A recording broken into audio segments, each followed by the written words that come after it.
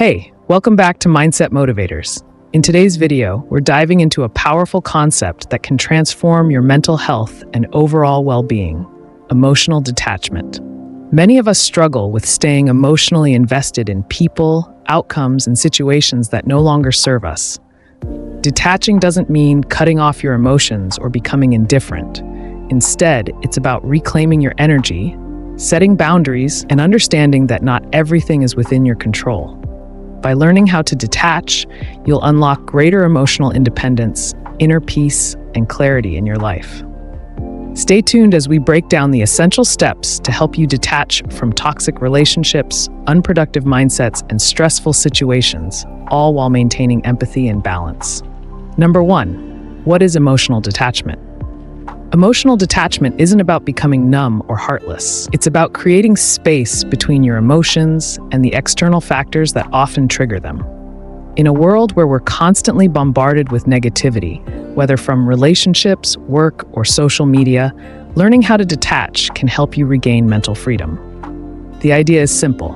Instead of reacting impulsively or becoming overly invested in things you cannot control, you learn how to remain calm and balanced. It's about controlling how you respond rather than trying to control what happens to you. I remember a time when I was deeply emotionally invested in a project at work.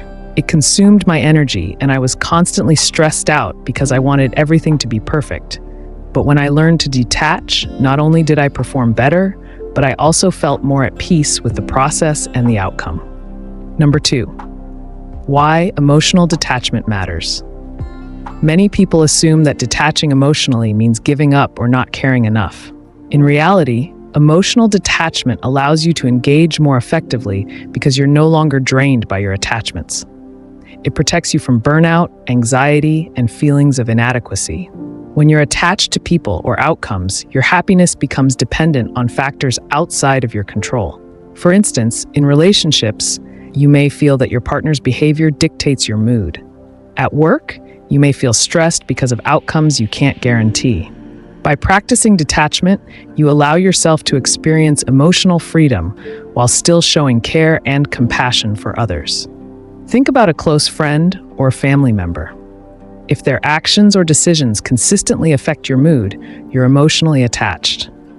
The solution is to detach from their choices while still offering support. By doing so, you protect your mental well-being. Number 3, how to let go of control. Letting go of control is one of the hardest aspects of emotional detachment. We want to control how people treat us, how our relationships unfold, and how situations turn out. The problem is, the more we try to control, the more anxious and frustrated we become when things don't go our way. The key to letting go of control is to trust the process. Instead of micromanaging every situation, focus on what you can control: your thoughts, actions, and mindset. Remember, you can't control how people behave, but you can control how you react to them. Practice letting go daily. Next time you're in a situation where you feel the need to control the outcome, pause. Take a few deep breaths and remind yourself that you can only control your response. This simple shift in mindset can relieve a lot of stress.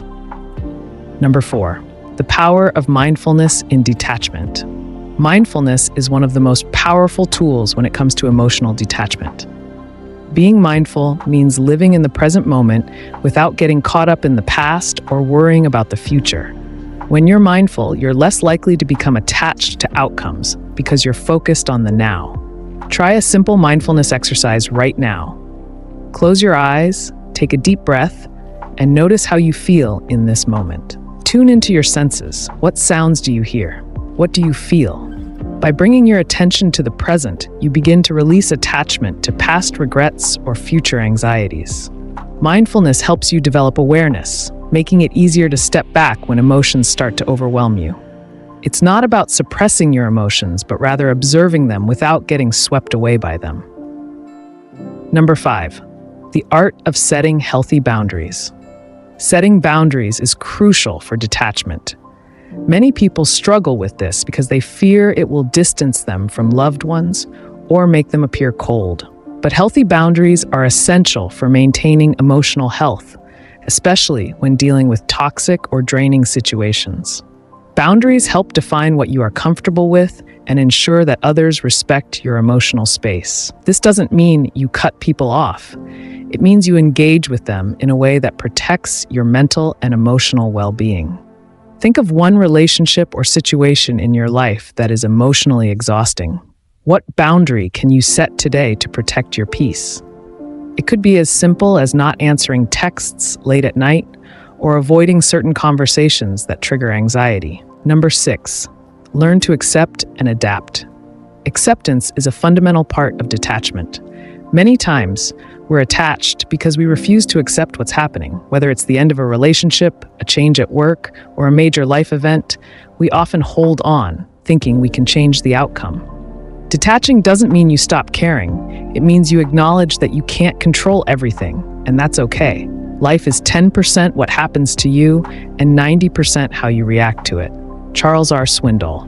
When you accept reality as it is, you can start focusing on what is within your control, your thoughts, your actions, and your emotional state. This shift in focus leads to greater peace.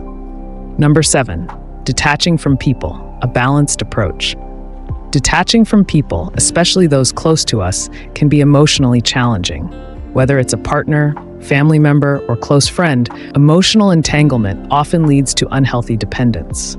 Remember, detachment doesn't mean severing ties. It means engaging from a healthy distance that protects your mental health. If someone in your life is constantly negative, emotionally draining, or toxic, create emotional space by limiting your interactions or avoiding certain conversations. If you're in a codependent relationship, start by building your independence. Spend time on activities that don't involve the other person. Rediscover your personal interests and ensure you maintain your emotional space. Detachment from people doesn't make you cold. It actually helps you maintain healthier relationships by ensuring you're emotionally balanced. Number 8, releasing unhealthy attachments to situations. We often become attached to specific outcomes or situations because we believe they define us or determine our happiness. Whether it's a job, a failed project, or even a lost opportunity, attachment to the past prevents us from moving forward. Write down a situation you're currently attached to. Then, next to it, write down the worst-case scenario if it doesn't turn out the way you expect. Now, take a moment to reflect. Will your life end if this situation doesn't go as planned? Most likely, it won't. Detachment comes from the realization that you are more than your circumstances. Number 9, cultivating inner peace through solitude. Solitude is often mistaken for loneliness, but it's quite the opposite. Solitude is the act of finding peace in your own company. When you learn to enjoy being alone, you become less dependent on others for validation or happiness. This is a powerful way to cultivate detachment. Think about a time when you felt peace simply by being alone with your thoughts. What activities bring you joy when you're by yourself? Embrace these moments. They help you build emotional independence. Number 10, the power of perspective. Finally, gaining perspective is key to detachment. When you look at situations from a broader lens, you start to realize that most things you worry about are temporary. Detachment allows you to zoom out and see the bigger picture. In the grand scheme of things, many of the people, situations, and outcomes we become attached to are fleeting. Remember, life is too short to stay emotionally entangled in things that drain your energy. The more you practice detachment, the more peace you'll find within yourself. Take a moment right now to reflect on where in your life you need to detach and start implementing these strategies today. Thank you for sticking with me through this deep dive into detachment. Mastering the art of detachment will not only improve your mental health, but also enhance your relationships, productivity, and overall sense of peace. Remember, detaching doesn't mean you stop caring. It means you stop being controlled by things outside of your control. If you enjoyed this video and found it helpful, don't forget to like, subscribe, and turn on the notification bell to stay updated on more valuable content that helps you take control of your mind and emotions. Stay strong, stay mindful, and always remember, you're in control of your response to life.